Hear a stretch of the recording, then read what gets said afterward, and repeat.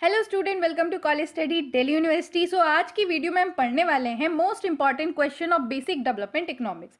आई hope आपने part 1 अच्छे से पढ़ लिया होगा, ठीक है, और सारी चीज़ें आपके माइंड में बैठ गई होंगी। अब ये होने वाला है पार्ट 2, इसके अंदर भी मैं कुछ बहुत ही अच्छे क्वेश्चन डिस्कस करने वाली हूँ। सो पहला क्वेश्चन है, describe the structural feature of developing country, और इसका सेकेंड पार्ट है, poor countries have advantage as a latecomer compare to their richer counterpart in a global context, explain. इस part पे बाद में फोकस करेंगे, पहले फर्स्ट पार्ट का आंसर देखते हैं। तो देखो, दो तरह की कंट्री होती है, एक होता है डेवलप्ड कंट्री, एक होता है डेवलपिंग कंट्री। डेवलप्ड कंट्री वो होती है जो बड़ी मतलब जिनका एम्प्लॉयमेंट लेवल काफ़ी अच्छा होता है, जीडीपी काफ़ी अच्छी होती है, मतलब एक हाई फाई तरीके की कंट्री जैसे यूएस। और डेवलपिंग कंट्री वो होती हैं जो डेवलप कंट्री बनने की कोशिश कर रही हैं। अब डेवलपिंग कंट्री के कुछ स्ट्रक्चरल फीचर होते हैं, वो हम डिस्कस करने वाले हैं। पहला, पर कैपिटा इनकम बहुत ही कम होती है इनकी।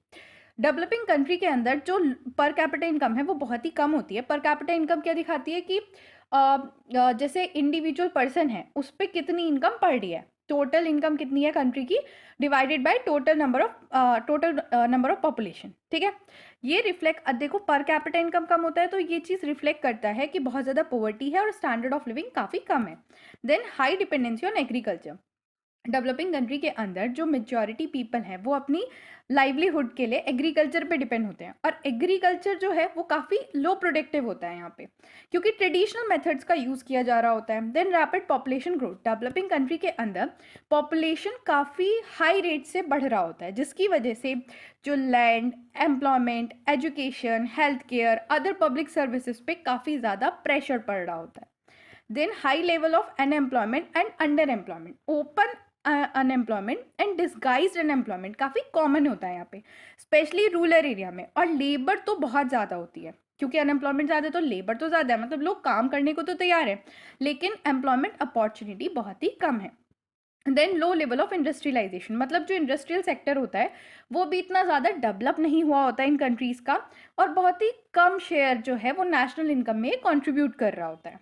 Then low human capital formation, developing countries जो हैं वहाँ पे low level of education, skill development और हेल्थ होती है। Poor nutrition, low literacy rate और इनएडिकेट हेल्थ केयर की वजह से लेबर की प्रोडक्टिविटी भी यहाँ पे डिक्रीज हो जाती है। इसके अलावा भी मैंने कुछ इंडिकेटर्स यहाँ पे लिखे हैं, आप इन्हें खुद से पढ़ लीजिएगा, क्योंकि मेरे को नहीं लगता कि इसमें कुछ हार्ड है और मुझे आपको एक्सप्लेन करने की ज़रूरत पड़ेगी, ठीक है। देन इसके सेकेंड पार्ट पे फोकस करते हैं। वहाँ पे कहा गया था कि जो पुअर कंट्रीज होती हैं वो बाद में आती हैं। देखो इसको ना एक एग्जाम्पल से समझो। वाइवा हुआ है आप लोगों का, वाइवा में क्या होता है, रोल नंबर वाइज बुलाते हैं। तो जो रोल नंबर 1 होता है, जैसे ही वो जाता है, उसका वाइवा हुआ, वो वापस आया, सारे के सारे बच्चे उसे घेर के पूछने लगते हैं, भाई क्या पूछा तेरे से वाइवा में, बता बता। तो क्या होता है कि दूसरे बच्चे जो हैं वो लेट कमर है, मतलब वो बाद में जा रहे हैं। तो उन्होंने अगर फर्स्ट वाले स्टूडेंट से पूछ लिया कि क्या क्या चीज़ें हुई हैं, और अगर जो आपका वाइवा ले रहा है उस पर्सन ने वही सारे क्वेश्चन आपसे पूछ लिए, तो आपकी तो बल्ले बल्ले हो जाती है ना। तो वो यही कह रहा है कि जो पुअर कंट्रीज़ हैं या डेवलपिंग कंट्रीज़ हैं, क्या वो लेट कमर एडवांटेज एंजॉय करती हैं, ठीक है। तो हाँ भाई, करती हैं। क्यों करती हैं? क्योंकि access to existing technology, developing country जो है वो आराम से एडवांस टेक्नोलॉजी को अडॉप्ट कर सकती हैं। उन्हें जो हाई कॉस्ट होती है रिसर्च और इनोवेशन की, वो बियर नहीं करनी होती। Then leapfrogging opportunity, leapfrogging opportunity क्या होती है? देखो, डेवलप्ड कंट्री ऑलरेडी क्या कहते हैं, बहुत सारी स्टेजेस पार कर करके अप एंड डाउन की हेल्प से एक डेवलप्ड नेशन बन गई है। अब कुछ स्टेजेस उसमें ऐसी रही होंगी जो कामयाब रही होंगी या जो ज़रूरी होंगी, और कुछ स्टेजेस ऐसी होंगी जो फालतू में उनके रिसोर्सेज वेस्ट हुए होंगे। अब जो पुअर कंट्री है उसे तो पता है कि कौन सी स्टेजेस सही है और कौन सी खराब है, तो वो आउटडेटेड स्टेज जो है डेवलपमेंट की उनको स्किप कर सकती है और डायरेक्टली मॉडर्न प्रोडक्शन मेथड्स को एक्सेप्ट कर सकती है। Then low initial capital requirement, यहाँ पे ना इनको ग्रोथ के लिए सिंपल टेक्नोलॉजीज़ की ज़रूरत होती है, और ये एक्सपेंड कर सकती है धीरे धीरे धीरे, एकदम से ऐसे नहीं कि बहुत ज़्यादा इन्वेस्टमेंट की ज़रूरत पड़ेगी, ठीक है। Now moving to the next question, what do you understand by the term poverty line? What are the conceptual issue involved in its estimation? Is there is an intimate connection between poverty and undernutrition? Explain. यहाँ पे लिखा है कि poverty line क्या होती है, पहले तो वो आपको बताना है। उसके बाद poverty line जो estimation करती है, क्या उसमें कोई issues है, वो आपको समझाना है, ठीक है। उसके बाद बी पार्ट में पूछा है कि पोवर्टी और अंडर न्यूट्रिशन के बीच में ना एक रिलेशन होता है, एक कनेक्शन होता है, आपको उसे एक्सप्लेन करना है, ठीक है। तो सबसे पहले देखो कि पॉवर्टी लाइन क्या होती है। पॉवर्टी लाइन एक मिनिमम लेवल ऑफ इनकम और कंजम्पशन एक्सपेंडिचर होती है जो ज़रूरत है मीट करने के लिए। बेसिक नीड, बेसिक नीड क्या है यहाँ पे? बेसिक नीड अभी रोटी, कपड़ा, मकान, एजुकेशन एंड हेल्थ है, ठीक है। इंडिविजुअल और हाउस होल्ड जो इतनी इनकम या कंजम्पशन करते हैं वो तो अबव द पॉवर्टी लाइन कहलाते हैं, मतलब वो लोग गरीब नहीं है। बट अगर वो उससे कम कर रहे हैं तो वो लोग गरीब है, ठीक है। अब क्या कॉन्सेप्शनल इशू है इसके अंदर? पहला है चॉइस ऑफ बेसिक नीड। यहाँ पे अभी मैंने आपको डेफिनेशन में दिखाया था कि एक टर्म लिखी थी बेसिक नीड और उस पर लिखा था such as this in this. अब ये बेसिक नीड ना बहुत सब्जेक्टिव है, किसी के लिए कुछ हो सकती है, किसी के लिए कुछ हो सकती है। लाइक आपके लिए हो सकता है बेसिक नीड है इंटरनेट एंड मोबाइल फ़ोन, लेकिन पिछली जनरेशन के लिए रोटी, कपड़ा, मकान है, ठीक है। कैलोरी नॉर्म, ये जो कैलोरी इनटेक है ना वो डिफर करता है एज, जेंडर, कंजम्पशन और ऑक्यूपेशन और क्लाइमेट के हिसाब से, ठीक है। अब मान लो यहाँ पे कैलोरी आपने सेम सेम ही लिख दी, मतलब एक सिंगल कैलोरी नॉर्म ले लिया, तो वो तो मिस इंटरप्रेट होगा ना एक्चुअल नीड का, क्योंकि जेंडर के हिसाब से, एज के हिसाब से भी तो कैलोरी इनटेक चेंज होता है। Then food and non food component, non food requirement जैसे हेल्थ, एजुकेशन, हाउसिंग, उन्हें एस्टिमेट करना बहुत ही डिफिकल्ट है और इस वजह से वो अंडर एस्टिमेटेड रह जाती हैं। Then price difference across the region, जो कॉस्ट ऑफ लिविंग होती है ना वो urban, rural area, state to state काफ़ी वेरी करती हैं। आपको भी पता है कि अगर आप बैंगलोर, मुंबई जैसी जगह पे जा रहे हो तो वो हाई फाई जगह है, वहाँ पे क्या है कि आपकी कॉस्ट ऑफ लिविंग बहुत हाई होगी। बट अगर आप एक छोटे से गाँव में रह रहे हो तो वहाँ पे आपकी कॉस्ट ऑफ लिविंग इतनी ज़्यादा नहीं होगी। और अगर आप यूनिफॉर्म पॉवर्टी लाइन यूज़ करते हो तो वो इस डिफरेंस को एक्यूरेटली नहीं दिखा पाएगा। Then income versus consumption measure, देखो पॉवर्टी को हम मीज़र कर सकते हैं इनकम की हेल्प से या कंजम्पशन की हेल्प से, लेकिन इनकम में तो फ्लक्चुएशन आती है, तो इस वजह से इनकम की हेल्प से मीज़र करना बड़ा डिफिकल्ट होगा। तो हम करते हैं कंजम्पशन की हेल्प से, चलो। लेकिन कंजम्पशन स्टेबल तो है बट उसको रिकॉर्ड करना एक्यूरेटली बहुत डिफिकल्ट है, तो यहाँ दोनों ही मीज़र में दिक्कत है काफ़ी ज़्यादा, और इसीलिए प्रॉपर एस्टिमेशन काफ़ी डिफिकल्ट है, ठीक है। Now moving to the next part of this question, relationship between poverty and undernutrition. देखो पॉवर्टी और अंडर न्यूट्रिशन के बीच में एक क्लोज रिलेशन है। कैसे? अगर कोई इंसान गरीब है तो वो उसे अच्छा खाना नहीं मिलेगा, न्यूट्रिएंट फूड नहीं मिल पाएगा, जिसकी वजह से क्या होगा कि अब उसे अच्छा खाना नहीं मिल रहा तो उसकी प्रोडक्टिविटी भी डाउन होगी। जिस दिन आप, मतलब ये समझो कि खाना अच्छा नहीं मिलता आपको तो आपका काम करने का मन करता है नहीं, भूख लग रही होती है, आपकी हेल्थ डाउन रहे तो आपको काम करने का मन करेगा, पढ़ने का मन करेगा नहीं, मन करेगा। Poor health, low energy, weak immunity, productivity भी रिड्यूस हो जाती है। देन इंटर जनरेशन साइकिल, अब एक अंडर न्यूट्रिशन मदर जो है वो अंडर वेट चाइल्ड को बर्थ करती है, ठीक है। उसके बाद क्या होता है कि ये बच्चा ऐसे ही इन्वायरमेंट में बड़ा होता है तो ये लेस प्रोडक्टिव अडल्ट बनता है, और ये चीज़, ये जो पॉवर्टी और अंडर न्यूट्रिशन की साइकिल है वो चलती रहती है अक्रॉस द जनरेशन, ठीक है। Now moving to the next question, what do you understand by natural capital? What is its significance in a context of sustainable development? What are the possible reason for global community to choose a positive discount rate for the future benefit? अभी question तुम्हें हो सकता है समझ ना आया हो, पहले फर्स्ट पार्ट पढ़ा देती हूँ फिर मैं आपको सेकंड क्वेश्चन बढ़िया से समझाऊंगी। तो देखो सबसे पहले फर्स्ट पार्ट में हमें ये पूछे कि नेचुरल कैपिटल क्या होती है। तो नेचुरल कैपिटल मतलब अपने चारों तरफ ये जो तुम्हारा नेचर है ना, यही नेचुरल कैपिटल है, स्टॉक ऑफ नेचुरल रिसोर्सेज जो तुम्हें गुड्स सर्विस प्रोवाइड करता है ह्यूमन सर्वाइवल के लिए, इकोनॉमिक एक्टिविटी के लिए, like forest, water resources, land, minerals, सब कुछ, ठीक है। अब इसका सिग्निफिकेंस क्या है? Natural capital basic input provide करती है जैसे फूड, एनर्जी और रॉ मटेरियल। ये लाइफ सपोर्ट सिस्टम है, क्योंकि शुद्ध हवा, पानी और एक अच्छा क्लाइमेट ही तो आपको जीवन प्रदान कर रहा है ना। अगर नेचुरल कैपिटल डिप्लीशन हो जाएगी, मतलब कम हो जाएगी, तो लॉन्ग टर्म में इकोनॉमिक ग्रोथ भी खराब होगी और तुम्हारी हेल्थ भी खराब होगी। Then sustainable development require maintaining natural capital so that future generation can meet the need. Sustainable development क्या होता है ये तो आई होप तुम्हें अब अच्छे से पता चल गया होगा। अब जो नेक्स्ट क्वेश्चन था उसमें ये कहा गया था कि आज की जो कम्युनिटी है वो प्रेजेंट रिक्वायरमेंट को इतना ज़्यादा इंपॉर्टेंस क्यों देती है एज कम्पेयर टू फ्यूचर। आप ये कह सकते हो कि इसको ना आप ऐसे समझो, आपने ये सुना है कि आज के टाइम पे अगर आप पे 10 रुपए हैं वो ज़्यादा बेटर है अगर आपके पास 10 साल बाद 10 रुपए आएंगे तो। क्यों? क्योंकि इन्फ्लेशन एग्जिस्ट करता है। आज के टाइम पे आप 10 रुपए से 2 चीज़ खरीद सकते हो, बट 10 साल बाद हो सकता है कि एक भी ना खरीद पाओ। तो इसलिए आज की जो वैल्यू है मनी की वो ज़्यादा है, ठीक है, एज़ कम्पेयर टू 10 साल बाद। तो यहाँ पे भी यही बोला गया है क्वेश्चन में कि आज की जो ग्लोबल कम्युनिटी है वो पॉजिटिव डिस्काउंट रेट क्यों चूज़ करती है, मतलब आज का बेनिफिट क्यों इतना लेना चाहती है as compare to future benefit से।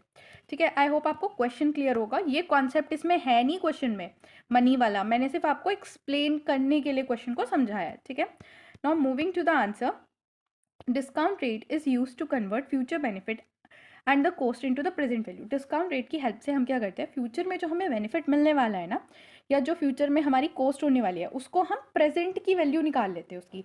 मान लो फ्यूचर में मेरे को 100 रुपये मिलने वाले हैं, तो मैं ये देख लेती हूँ कि आज की उसकी क्या वैल्यू है, आज का वो कितने रुपये होंगे। ठीक है, तो this is with the help of discount rate. Global community जो है वो पॉजिटिव डिस्काउंट रेट चूज करती है बिकॉज टाइम प्रीफरेंस। आज की जो पीपल है ना वो प्रेजेंट कंजम्पशन को ज़्यादा प्रीफर करती है ओवर अ फ्यूचर कंजम्पशन। दूसरा, opportunity cost of capital. Resources जो आज इन्वेस्ट हो रहे हैं ना वो ज़्यादा रिटर्न जनरेट कर सकते हैं as where in a economy. Then uncertain about the future. Future benefit के लिए अनसर्टेन है, टेक्नोलॉजिकल, इकोनॉमिक, इन्वायरमेंटल रिस्क की वजह से। ठीक है, इस वजह से लोग आज ही कंजम्पशन करने पे बिलीव करते हैं। Economic growth and expectation, future generation को ये एक्सपेक्ट किया जा रहा है कि वो रिचर होगी, so additional unit of benefit may have less value to them. ठीक है, जो एडिशनल यूनिट ऑफ बेनिफिट का अभी हमें वैल्यू बहुत ज़्यादा लग रही है, उनके लिए वो इतनी वैल्यूबल नहीं होगी। तो इसीलिए आज की जनरेशन जो है वो आज के कंजम्पशन पे ज़्यादा ध्यान दे रही है। Then we have the next question, 5 step in a measurement of sustainable development. देखो, सस्टेनेबल डेवलपमेंट का मतलब क्या होता है कि आप जो है इकोनॉमी को तो प्रोग्रेस कराओ, ठीक है, लेकिन फ्यूचर जनरेशन की नीड को भी मीट हो, इतने रिसोर्सेज छोड़ दो। Therefore measuring sustainable development involve going beyond traditional indicator.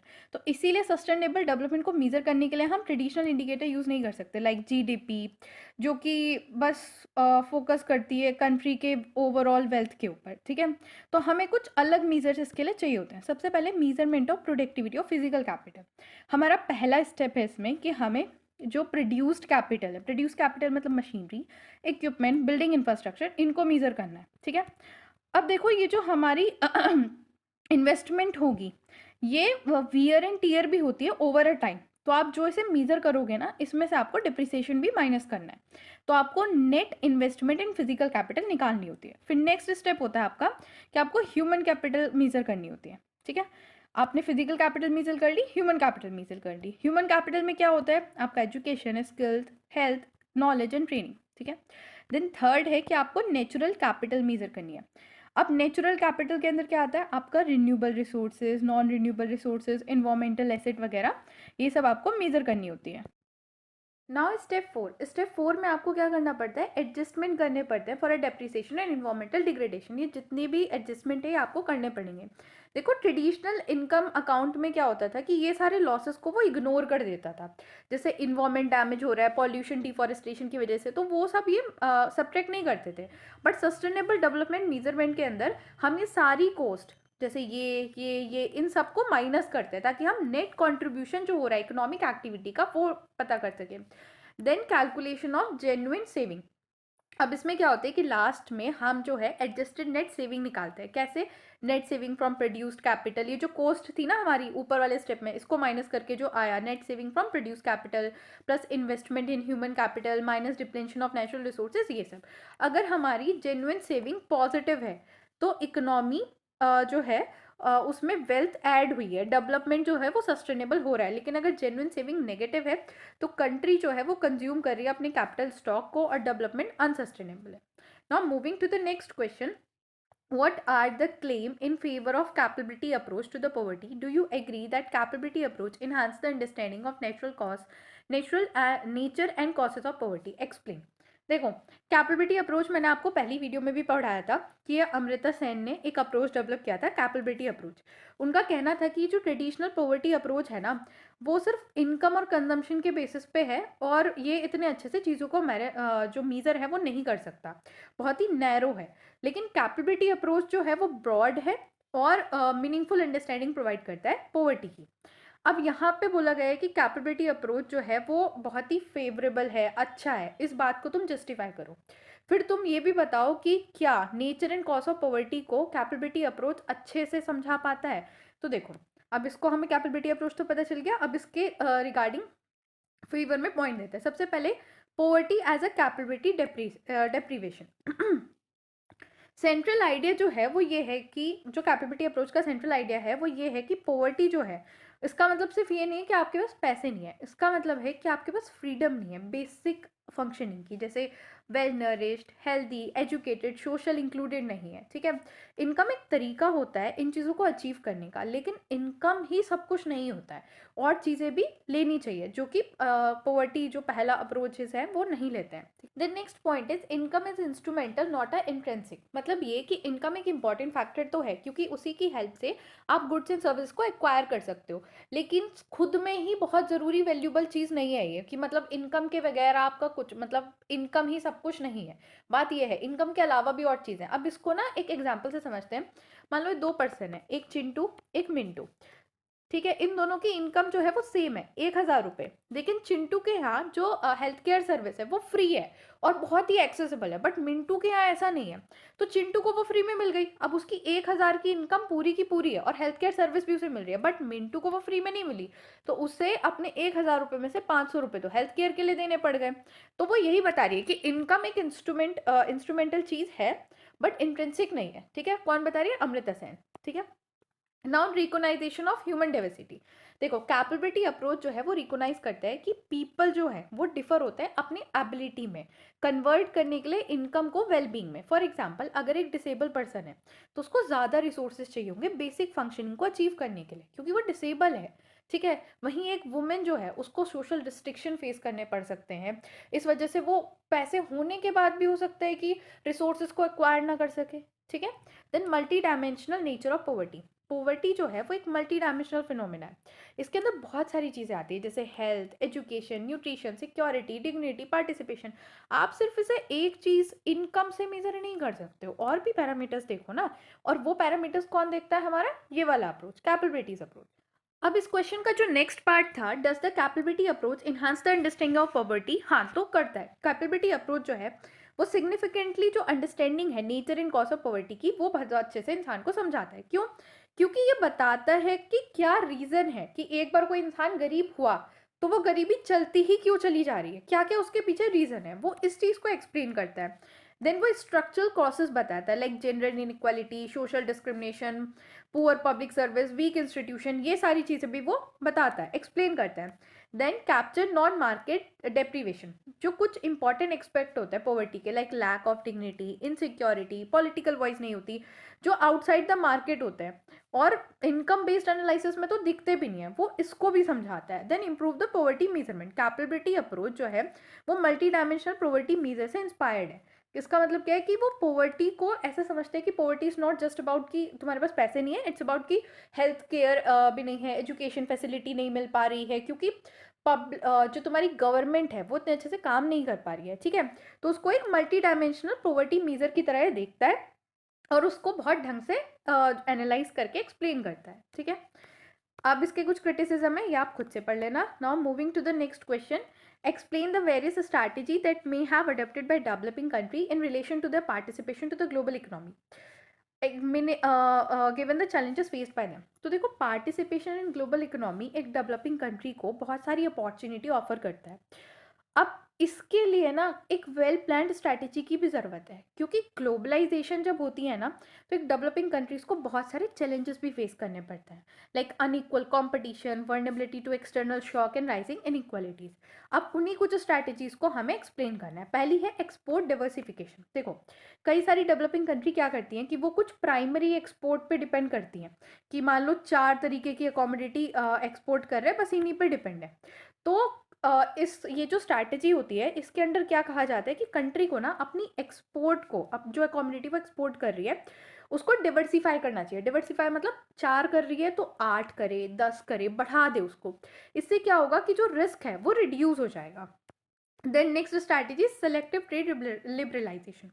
यहाँ ये कहा गया है कि एकदम से डेवलपिंग कंट्री अपनी सारे मार्केट को ओपन ना करे, बल्कि धीरे धीरे ग्रेजुअली और सेलेक्टिवली ओपन करे।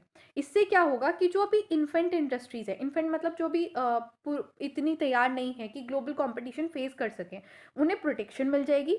और जो इंडस्ट्रीज इतनी अच्छी हो गई हैं कि वो ग्लोबल कंपटीशन फेस कर सकें, ठीक है, तो उनके लिए बहुत ही बढ़िया रहेगा, क्योंकि आप सिर्फ उन इंडस्ट्रीज़ के लिए अपनी जो इकोनॉमी है वो ओपन कर रहे हो, ठीक है।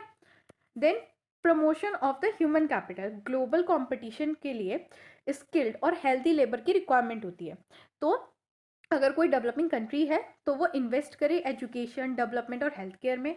इससे टेक्निकल और वोकेशनल ट्रेनिंग भी बढ़ाए, और ह्यूमन कैपिटल जो है अगर वो उसकी ह्यूमन कैपिटल बहुत ही बढ़िया होगी तो वो एडवांस टेक्नोलॉजी का यूज़ कर पाएगी, इन्वेस्टमेंट अट्रैक्ट कर पाएगी, तो ग्लोबलाइजेशन का फ़ायदा मिलेगा। Fourth is encouraging a foreign direct investment.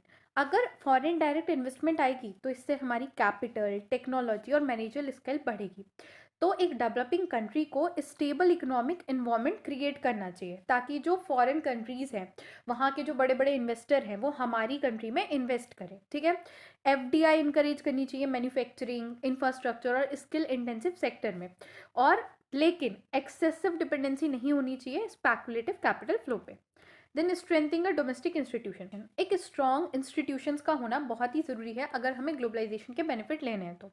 मतलब हमें अपनी गवर्नेंस इंक्रीज करनी चाहिए, रूल ऑफ लॉ को मेंटेन करना चाहिए। कल के दिन को ऐसा ना हो कि फॉरेनर्स आके हमारी कंट्री में अपनी इंडस्ट्री सेटअप करें और कुछ ऐसा इशू हो जाए कि जैसे सोशल अनरेस्ट हो जाए और उनकी फैक्ट्री वगैरह शट डाउन हो जाए या फैक्ट्री वगैरह जला दें, तो ऐसी चीज़ें ना हो। तो इसलिए डोमेस्टिक इंस्टीट्यूशन काफ़ी ज़्यादा स्ट्रांग होनी चाहिए। इसके अलावा कुछ फैक्टर्स मैंने और लिखे हैं, आप इसे खुद से पढ़ लीजिएगा। आई डोंट थिंक सो कि इतना ज़्यादा हार्ड है, बहुत ही सिंपल लैंग्वेज मैंने लिखी है। Then moving to the next question, how does globalization affect the poor in their role as a self-employed worker, wage worker, use of public service and common resources? देखो, globalisation से integration तो होता है economy का, trade, investment, technology की help से capital वगैरह move करती है, लेकिन ये पॉवर्टी को बहुत अलग अलग तरीके से अफेक्ट करती है। तो अब देखते हैं कि किस तरीके से ये अफेक्ट करता है। सबसे पहले जो है impact on poor as a self employed worker. Large proportion of the poor जो होते हैं डेवलपिंग कंट्री में वो सेल्फ एम्प्लॉयड होते हैं। सेल्फ एम्प्लॉयड मतलब जो खुद से करके खा रहे होते हैं, कहीं और जॉब नहीं कर रहे होते, स्पेशली एग्रीकल्चर, स्मॉल ट्रेड और इनफॉर्मल एक्टिविटीज़ में। अब इसके पॉजिटिव इफेक्ट क्या पड़ेंगे ग्लोबलाइजेशन के? तो सबसे पहले लार्ज मार्केट उनको एक्सेस हो जाएगा, तो वो एक्सपोर्ट कर सकते हैं, ठीक है, उनकी इनकम बढ़ सकती है, चीपर इम्पोर्टेड इनपुट आ सकते हैं, नई टेक्नोलॉजी आ सकती है जिससे उनकी प्रोडक्टिविटी बढ़ जाए। लेकिन नेगेटिव इम्पैक्ट भी है क्या? स्मॉल प्रोड्यूसर बहुत ज़्यादा कंपटीशन फेस करेगा लार्ज डोमेस्टिक और फॉरेन फर्म से, और क्योंकि वो स्मॉल है, उसके पास इतनी चीज़ें नहीं हैं, इतनी अच्छी टेक्नोलॉजी नहीं है, और बड़े बड़े फर्म के सामने वो कहाँ टिक पाएगा, ठीक है। Then lack of credit, technology, market information ability, limit their capability compete. अब ना तो क्रेडिट है, ना टेक्नोलॉजी है, ना मार्केट इंफॉर्मेशन है, कॉम्पिटिट भी कैसे ही करेगा? तो इससे क्या होगा कि उनको ट्रेडिशनल एक्टिविटी से पुश्ड आउट कर दिया जाएगा, ठीक है। Then next is impact on poor as a wage worker. Wage worker कौन होते हैं?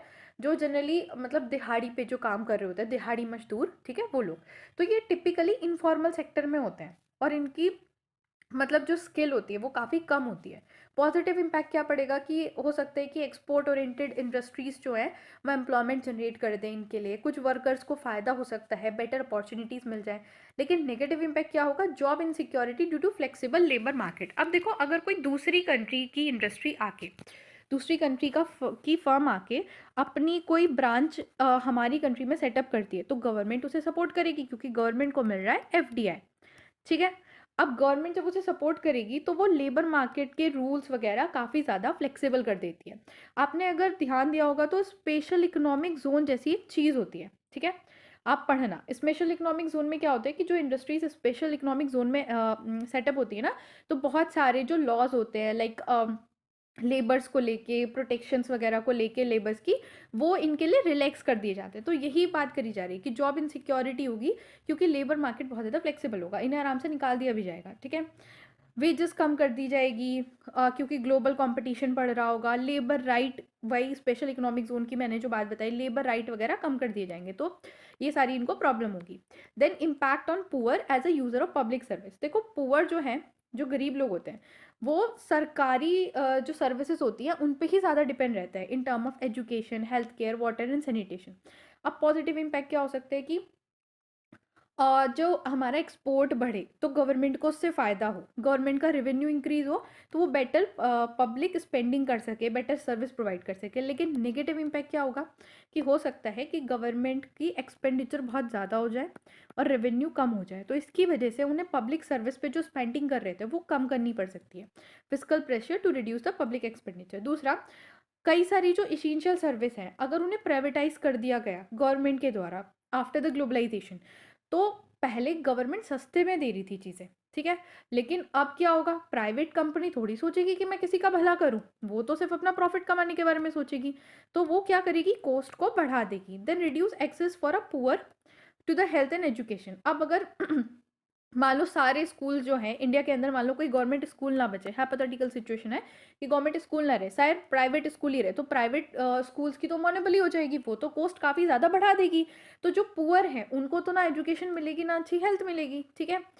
इसी के साथ यहाँ पे मैंने लास्ट में ओवरऑल असेसमेंट लिखा है, इसे आप पढ़ लेना, ठीक है।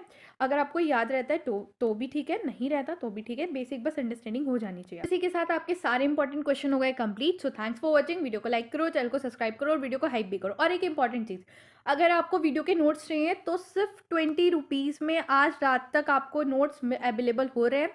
It's an early bird discount, ठीक है। और जो लिंक है आपको वो डिस्क्रिप्शन बॉक्स में मिल जाएगा गूगल फॉर्म का, वहाँ से आप डायरेक्टली जाके परचेस कर सकते हो। So thank you.